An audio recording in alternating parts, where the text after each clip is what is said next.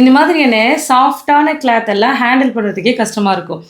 சொல்லப்போனால் grape silk, georgette, அப்படி இல்லைன்னா இந்த மாதிரி பூனம் சாரி, இது எல்லாமே வந்து நம்ம லைனிங்கோட பதிக்கும்போது என்னதான் நம்ம இந்த மாதிரி பெல்பின் குத்திருந்தாலுமே நம்ம தைக்கும்போது இது மட்டும் மேலே தூக்கிக்கும். மறுபடியும் பிரிச்சுட்டு மறுபடியும் நம்ம அதை வந்து அட்ஜஸ்ட் பண்ணி தைக்கிற மாதிரி இருக்கும். அந்த மாதிரி பிரச்சனையெல்லாம் இல்லாமல் எப்படி நம்ம சிம்பிளாக அதை பதிக்கணுங்கிறத பார்க்கலாமா? ஒன்றுமே இல்லைங்க, சிம்பிள் தான். இந்த லைனிங் வந்து நம்மளுடைய உடம்புக்கு ஏற்ற மாதிரி அழகாக கட் பண்ணி எடுத்து வச்சுருப்போம்.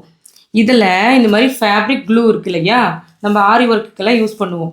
அந்த க்ளூவை நம்ம பதிக்கும் போது என்ன பண்ணுவோம், 1/4 இன்ச்சுக்கு கம்மியாக பதிப்போமா, அதே அளவுக்கு இந்த க்ளூவை லைனாக அப்ளை பண்ணுறோம்.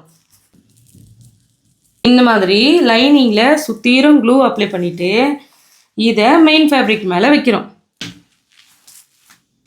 இந்த மாதிரி மெயின் ஃபேப்ரிக் மேலே வச்சதுக்கப்புறமா இப்படி கையால் அழகாக சமப்படுத்திக்கிறோம். காஞ்சதுக்கப்புறமா சைடில் இருக்க பிசுரெல்லாம் கட் பண்ணி விட்டுட்டு தைக்கிறதுக்கு ஸ்டார்ட் பண்ணிக்கலாம். பிகினர்ஸ் யாருக்காவது இந்த மாதிரி பூனம் சாரியை ஹேண்டில் பண்ண கஷ்டமாக இருக்குன்னா இந்த டிப்ஸை யூஸ் பண்ணிக்கோங்க. இது வந்து பிகினர்ஸ்க்கானது. ஆனால் ப்ரொஃபஷ்னல் மெத்தடில் வந்து இந்த மாதிரி பூனம் சாரியோ இல்லைனா இது மாதிரி சாஃப்டாக இருக்கிற சாரீ எதாவது கொடுக்குறாங்க, அதுக்கு ப்ளவுஸ் தைக்க சொல்கிறாங்க, கொஞ்சம் கூட வந்து க்ரீசஸே வரக்கூடாதுன்னு சொல்கிறாங்கன்னா அதுக்கு இன்னொரு ஐடியாவும் இருக்குது. அதுதான் இந்த ஃபியூசிங் கிளாத். இந்த மாதிரியான ஃபியூசிங் கிளாத் எல்லாம் நான் எப்பவுமே வாங்குற ஹோல்சேல் கடைகளில் கேட்டு பார்த்தேன். இந்த மாதிரி கிளாத் எல்லாம் மீட்டரில் எங்கேயுமே இருக்காது அப்படின்னு சொல்லி அவங்க தான் வந்து எங்களுக்கு இந்த மாதிரி கார்மெண்ட்ஸுக்கு போகிற ரோல் எல்லாம் இருக்கிற இடத்த சொன்னாங்க. அங்கே போய் நாங்கள் கேட்டதுக்கு இங்கேயும் மீட்டர் கணக்கெல்லாம் தரமாட்டோம், இதெல்லாம் வந்து பெரிய பெரிய கார்மெண்ட்ஸ்க்கு நாங்கள் அனுப்புறது, உங்களுக்கு வேணும்னா ரோலாக வாங்கிக்கோங்க அப்படின்னு சொன்னாங்க. எனக்கும் வந்து இதில் தேவைப்பட்டுச்சு, அதனால தான் நான் வந்து வாங்கியிருந்தேன். ஆனால் எனக்கு இவ்வளவும் தேவைப்படாது, இதில் பாதி பாதி வந்து கேட்குறவங்களுக்கு கொடுத்துடலாம் அப்படின்றதுனால தான் நான் உங்களுக்கு இந்த வீடியோ போட்டிருக்கேன். 5 மீட்டராக நான் உங்களுக்கு கொடுக்கலாம் அப்படின்னு யோசிச்சிருக்கேன்.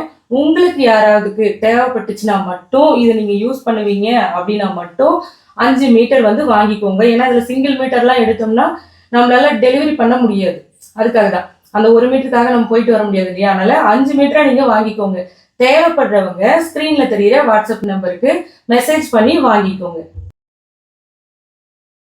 தேவைன்னா மட்டும் வாங்குங்க, வீணா வாங்கி வேஸ்ட் பண்ணாதீங்க.